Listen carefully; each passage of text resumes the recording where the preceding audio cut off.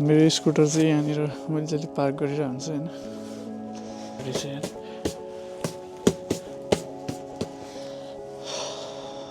Hello guys, welcome back to the channel. This is blog Satish.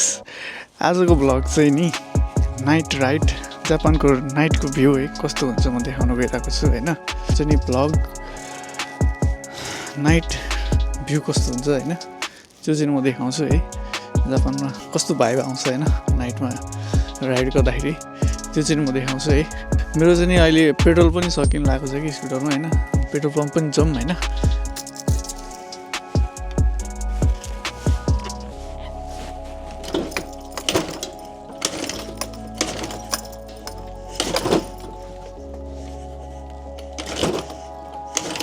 चिसोले गर्दा start भइरहेको छ।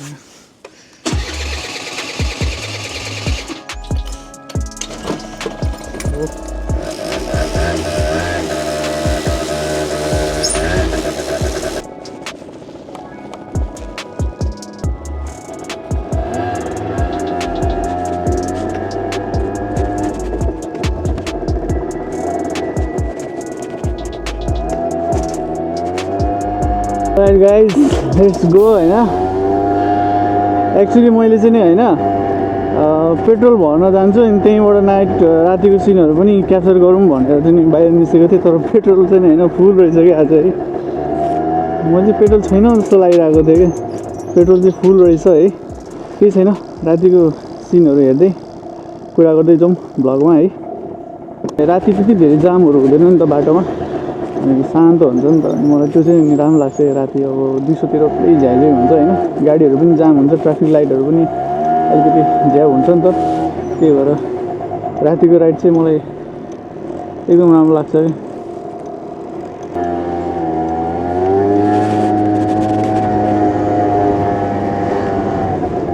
अरे गाइज, रातिको टाइममा राइड गर्नुको मजै छुट्टै छ है। ट्राफिक कम हुन्छ नि त, अनि अलिकति भयो नि जाम कम हुन्छ, अनि शान्त हुन्छ। त्यो भएर पनि मलाई राम्रो लाग्छ रातिको राइड चाहिँ है।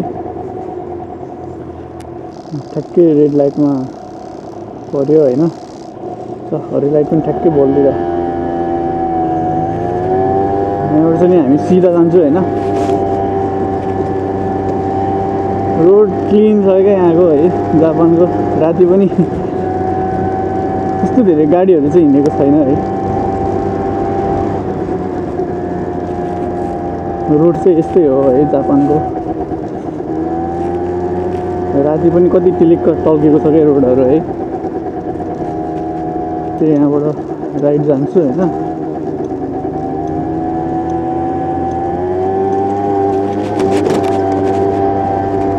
यहाँबाट सिधा जाउँ अनि बाटोहरू सिनहरू हेर्दै भ्लग बनाऊँ होइन त। छोटो मिठो रमाइलो कुराहरू गर्दै जाउँ। अहिले चाहिँ म ठ्याक्कै यहाँको हाम्रो नजिकको स्टेसन नजिक आइपुगेँ कि है। मेरो रुमबाट चाहिँ नि स्टेसन एकदम नजिकै छ क्या यहाँनिर है।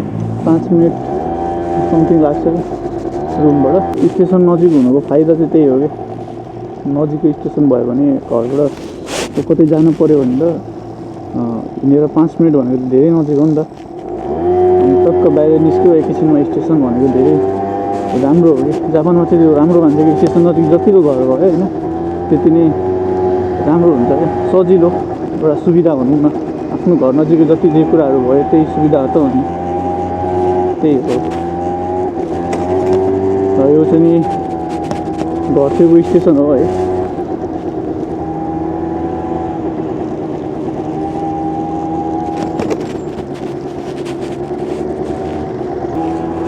अहिले यहाँ चाहिँ नि यो बत्तीहरू जुन लागिरहेको छ नि, यो नयाँ वर्ष र क्रिसमसको बेलामा लगाएको हुन्छ कि यो बत्तीहरू। अहिले अझैसम्म हटाएको छैन यो बत्तीहरू। तर यो बत्तीले पनि रोडहरू कस्तो दामी देखिने क्या है।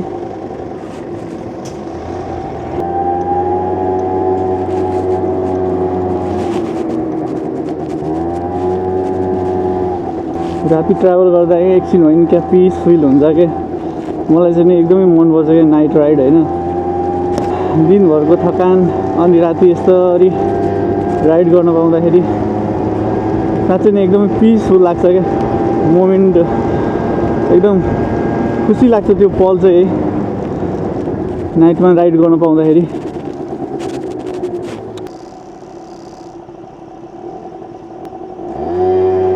राइड बोल्यो त्यहाँबाट जाउँ होइन। अरू गाइज मैले चाहिँ के भन्न थालेँ भने तपाईँहरूलाई नाइट राइड राम्रो लाग्छ कि डे होइन।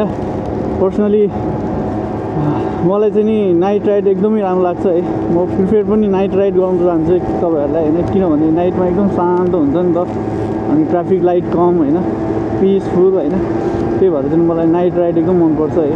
म त्यही धेरै भ्लगहरू चाहिँ नाइटमा बनाउँदिनँ, तर अबदेखि चाहिँ नाइटमा भ्लगहरू पनि बनाऊँ भनेर सोचिरहेको थिएँ है।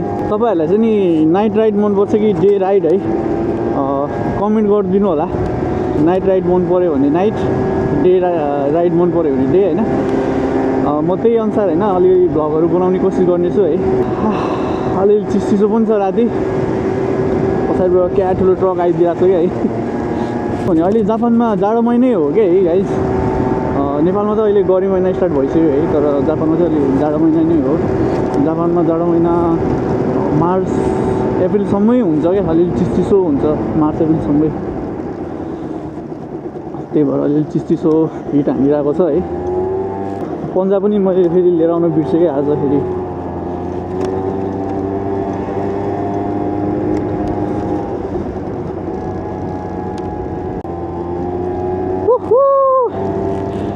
एक्लै छु कि म यो रोडमा, क्या दामी फिल आइदिरहेको छ क्या है।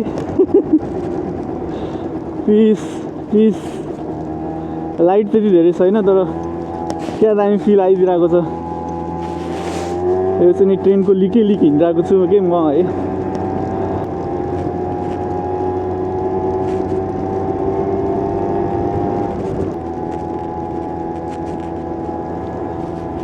अलराइट गाइज, मलाई चाहिँ नि दामी लागिरहेको छ है। धेरै दिनपछि यसरी नाइट राइडमा निस्केको होइन, पिसफुल फिल भइरहेको छ है। एउटा ब्रेक के लाइफमा पनि हामीले चाहिँ नि कहिलेकाहीँ होइन त्यो नाइट राइड जसरी ब्रेक चाहिँ लिनुपर्छ क्या होइन। अब त्यसरी हामीले बेला बेलामा कतै घुम्न जाने, ब्रेक भन्नाले अब कतै घुम्न जाने, कतै चाहिँ आफ्नो रमाइलो पलहरू स्पेन्ड गर्ने आफ्नो फ्यामिलीसँग होइन, आफूले मन लागेको कुरा गर्ने होइन। त्यो गऱ्यो भने चाहिँ नि आफ्नो लाइफको स्ट्रेस चाहिँ कम हुन्छ क्या। अब हामी फ्यामिलीसँग यति टाढा छौँ नि त, फ्यामिलीसँग अब विदेशमा छौँ होइन, अनि कति कुराहरूको स्ट्रेस, कति कुराहरूको होइन मनमा धेरै कुराहरू हुन्छ। अनि त्यो पनि एउटा प्लस पोइन्ट हो जस्तो लाग्छ है मलाई चाहिँ। आफ्नो इच्छा पुरा गर्नु नि मलाई चाहिँ त्यो लाग्छ कि है।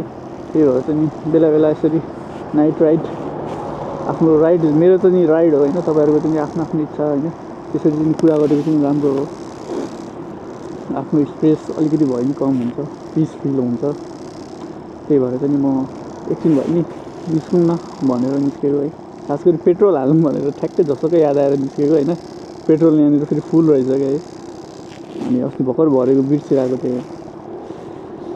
केही छैन, तपाईँहरूलाई अलिकति भए नि नाइट राइड देखाउन पाइरहेको छु, त्यसमै मलाई खुसी लागिरहेको छ है गाइस। अब म चाहिँ नि बाइक चाहिँ सिक्ने भनेर सोचिरहेको छु होइन। यहाँ अब मैले गाडीको लाइसेन्स निकाले पनि मैले बाइक चलाउनु पाउँदैन कि। जापानमा चाहिँ नि गाडीको लाइसेन्स नै 50 cc भन्दा तलको स्कुटर मात्रै चलाउनु पाउँछ कि। यो चाहिँ 50 cc को स्कुटर हो, त्यही भएर साउन्ड पनि गाह्रो आइरहेको हुन्छ कि है। अब 50 cc मा त्यस्तो धेरै पावर हुँदैन नि त, स्पिड जम्मा कति 45 हद्दी धेरै गयो होइन, 45 मात्रै जान्छ क्या यसमा। अनि त्यही भएर चाहिँ नि मैले सोचिरहेको छु होइन, बाइक चाहिँ नि किनौँ भनेर सोचिरहेको छु। तर अब किन्न चाहिँ नि जापानमा लाइसेन्स नभइकन पाउँदैन क्या। अनि लाइसेन्स तपाईँसँग लाइसेन्स भएपछि बल्ल अनि तपाईँले बाइक किन्नलाई चाहिँ नि पसलमा किन्न जानु भने पनि तपाईँले किन्न पाउनुहुन्न यो लाइसेन्स भएन भने। तपाईँको नाममा तपाईँले बाइक किन्न चाहनुहुन्छ भने तपाईँसँग लाइसेन्स अनिवार्य हुनैपर्छ क्या। त्यही भएर चाहिँ नि पहिला सुरु लाइसेन्स निकालौँ। लाइसेन्स चाहिँ नि लगभग 1,10,000 20,000 समथिङ जस्तो खर्च हुन्छ। र त्यसको लागि चाहिँ नि हामीले जापानिज स्कुलमा पढ्न जानुपर्ने हुन्छ। स्टडी प्लस अब यहाँको चाहिँ नि बाइक स्टार्टिङदेखि जेरोदेखि बाइक चलाउनु सिकाउँछ होइन। बाइक चलाउनु त मलाई आउँछ, त्यही पनि यहाँ चाहिँ नि अब चलाउनु आउँछ भनेर हुँदैन। तपाईँसँग लाइसेन्स छ भने चलाउनु आउँछ भनेर, लाइसेन्स छैन भने चाहिँ नि तपाईँसँग चलाउनु आउँछ भनेर चाहिँ हुँदैन रहेछ होइन। जापानको रुल अलिकति कडा छ यो विषयमा चाहिँ है। अब नेपालमा त हामीले होइन लाइसेन्स नभए पनि अब साथीहरूको मागेर भए पनि होइन अब एउटा हुन्छ नि त्यसरी चलाइरहेको हुन्छ नि त। तर यहाँ चाहिँ त्यसरी मिल्दैन है, लाइसेन्स भएन भने केही गरी पुलिसले समात्यो भने च्यापचुप समातेर सिधै घर पठाइदिन्छ। त्यही भएर त्यो चाहिँ नि रिस्क किन लिने होइन।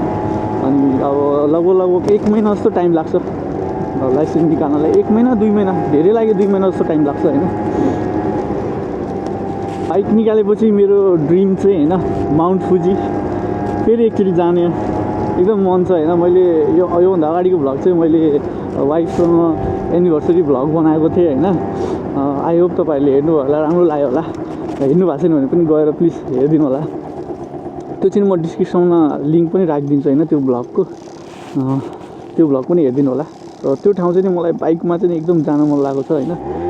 बाइकको लाइसेन्स निकालेपछि बाइकमा चाहिँ स्योर त्यहाँको भ्लग बनाउने छु होइन। र जापानको अब हुन्छ नि यो त अलि सहर भयो नि त, गाउँतिरको चाहिँ नि म भ्यू कस्तो हुन्छ, गाउँतिरको कल्चर कस्तो हुन्छ होइन, गाउँतिरको चाहिँ नि कस्तो चाहिँ नि सिनेरियो हुन्छ म देखाउँछु तपाईँहरूलाई त्यहाँ गएर। हाइवे चाहिँ नि मलाई एकदम चढ्न मन छ क्या जापानमा, बाइकमा है। गाडीमा चाहिँ नि म चढिसकेको छु, तर बाइकमा चाहिँ कस्तो फिल आउँछ हाइवेमा म चढ्न मन छ एकचोटि।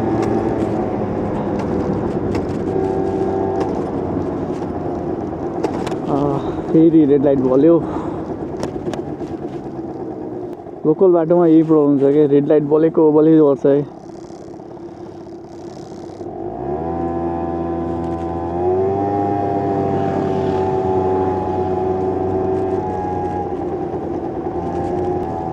गाइस म चाहिँ घुम्दै अब फर्कौँ। अब चिसो पनि लास्टै चिसो छ क्या, त्यही भएर फर्कौँ भनेर सोचिरहेको छु। एउटा सानो मिठो भ्लग, आई होप तपाईँलाई मनपर्छ होइन। पेट्रोल भर्ने भनेर सोचेर निस्केर एउटा भ्लग पनि बनाऊँ भनेर सोचिरहेको थिएँ, तर पेट्रोल रहेछ है, केही छैन।